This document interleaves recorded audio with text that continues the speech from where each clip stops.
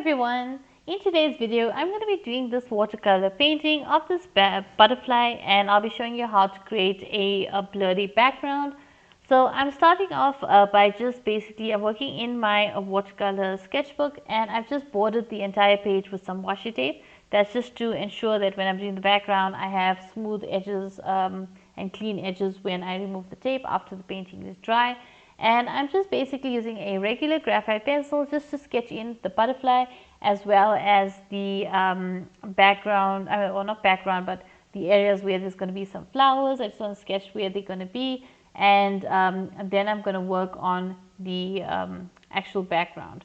Now I'm going to be using a wet in wet technique, so you'll get to learn that today, as well as you will get to see how you can blend colors and get the image to really pop with your final piece, or for your basically your subject that's the center of your piece or your focal point of your piece. So you can see I lightened up some of that graphite, but I kept enough of the graphite so that I can see all the guidelines for me to use. And you saw me when I went with a brush and I just added some water to the paper, and now I'm just adding a little blotches of color, various greens and different colors, just moving around the paint. You'll see me after I add the little blobs of paint, I'm just running my brush and basically getting it to flow into the water, and I'm working section by section. But as you can see, it helps to create that blurry background. So you have going to have the butterfly as the focal point, and that's going to be more crisp and clear along with the flowers. And then you're going to have the background, which is going to be blurred out because that's not our focal area for the painting. So you can see I'm working section by section. I wet the paper first, and then I start adding the same different colors. Certain colors I'm adding more of in certain areas. That's just to show more shadow, like the darker greens. And then obviously I'm adding lighter color greens where I want it to be majority lighter colors. Remember, the background is full of foliage. This butterfly is in the middle of maybe a field or in the forest, and there's grass and plants and trees all around it. And so there's going to be lots of different color leaves, and there's going to be shadows. And I want that to show in the background. Although it's blurry and you're not seeing the details, but you have that impression that this butterfly is in a very green area with a lot of foliage and a lot of plants and leaves. So that's what I'm trying to do here. And basically that's how you do the wet and wet technique. You could add less water, but in this case I added enough water on the paper, added the paint to the water or to the wet areas, and then just used my brush just to smoothen out and get those little strokes of the paint just to move around with the water and get it to blend in. You could just leave it to dry as is by applying the paint and letting it spread on its own. That's perfectly fine as well. I use that technique as well, but in this case I wanted some of those shadows to really be in a particular or have a particular look. So I wanted to use the wet paper and just move the paint around on the paper while it's wet. So you can see I added a bit more shadows to certain areas with the darker greens, just so that I've got a real like depth. I show depth, and I have variety or variation of the colors for the background. So now you can see I'm adding in, starting to paint in the colors for the butterfly. Now I started off by putting in a purple, and it went a bit too dark, and the butterfly has blue in it, and I think the purple was a bit too dark. So I just dabbed off some of the excess color, but I left some of the purple there, and then I just went over with the correct blue that I wanted to include for this particular butterfly. So you can see now I am adding the brush strokes and the details for the butterfly. I'm slowly building up the layers. I'm keeping in mind the shape of the butterfly's wings as well as the direction that the patterns are going to be in for the wings. So I'm not just painting it just a full amount of brown over the entire piece. It's going in a certain direction, and I'm keeping that in mind as I'm painting.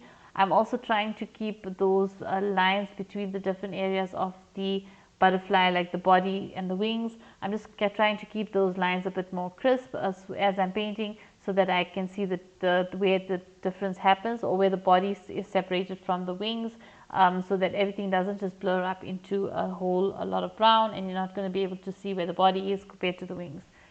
And then now I'm going in with the black, and I'm using a very light hand just to add those really fine details and go around certain areas. Now it is, if you do want to preserve white of the butterfly's wings, you could use masking fluid to cover those areas before you paint with watercolors and then remove it afterwards. Or you could avoid covering that area with paint and you could retain the white of those areas. Or as you'll see me doing, you can add either white gouache or use a white jelly roll pen to add those white details to the butterfly's wings. So you can see I'm just painting in the colors in. Now remember, the butterfly on the top of the wings are blue and black, and the underside has got a lot of brown in it. So you can see I'm just starting to add some of those details and those lines and the patterns of the wings. Now you must remember that if you're adding details and fine details like I have added there, you need to make sure the previous layer is completely dry before adding those lines, because if it's not, it's just going to blend in with the background and you're not going to have those lines show through. Now I am going over certain areas, but those lines are showing through in certain respects because I've put down those lines with a little darker color, so you do see some of it coming through. But that's the process of building up layers. Some of those layers will get covered up and some of the initial layers will still show through. So you can see now I'm just working on the body of the butterfly and adding more black and adding more details to the wings as well. So a project like this is very simple. It takes time to get used to it, but you just need to practice. Like now you can see I'm adding some white. Now on the underside of the butterfly's wings, it looks very, it has white but nothing really stark, like a really shocking white. So I'm just adding hints of white here and there just to make it look, have the look of what the butterfly wing looks like. If you look at butterfly wings, they have the slight hairs on them. They sort of look like a layer of fur, if I can say, or a layer of hair if you look at them really closely. So that's what I wanted to capture when I was painting the underside of the butterfly wings, so that you see some of those textures of the wings, because the wings are not just flat plain color. It's got a bit of dimension to it. It has like sort of layers as well. So now I just added all the centers to the flowers and just letting that dry as well. And once they are dry, I am retaining some of the white of the paper, but I'm also going over some areas around the flowers just to create those shadow areas with some warm tones of gray. So that helps to create a little bit of depth of the flowers, as well as some shadows as well, which helps to create the depth, and then also make the flowers look a bit more realistic. This isn't a hyper realistic painting, but I do want it to look like those are flowers, and obviously they all can't be just a standard plain white. They have to have a little bit of dimension to them, and by adding the shadows and retaining the highlights, that's what you can achieve. And remember, these are white flowers, so white, you just need to add some gray tones, and also you could add a bit of the background color to the flowers, like some of the greens, but if you add too much in this case, because it is a green, completely green background, you can lose some of those flowers into the background if you make them that color. So it's best to just try to keep them white and use gray in this case to create those shadows on the flowers, but keep it subtle and don't make them too gray, otherwise the flower is going to look completely gray. So try to retain the white areas as well, but then also have some of that gray blending into the white areas. And then in between, you saw I went with the green, and I just added the green around the areas between the flowers. And then now I just went in with a color pencil, just a little bit, add a bit more definition to the white areas of the butterfly. Like I said, if you want really bright white on the butterfly, you could use white gouache, or you could use maybe keep the paper without going over that area with the watercolors, or even use a white jelly roll pen or a white ink pen, and that could help as well. So now we're coming to the satisfying part. I painted in the leaves of the flowers as well, and now I'm removing the washi tape, and this is the most satisfactory part of a painting. I enjoy it so much because you see those crisp, clean lines around your painting. And also remember, when you are removing the washi tape, move it away from your painting, so if it does rip, it doesn't rip into your drawing or painting.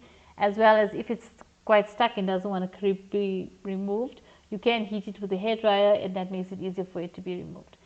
So there we have the final piece, and it has all these clean edges, and I'm really happy with this piece. Simple piece, but it was a fun one. And there we have the completed piece. So I guess that's it for this video. Thank you so much for watching. I hope you've enjoyed it. If you have, don't forget to like and share. Feel free to comment below, and don't forget to subscribe. Till the next one. Bye.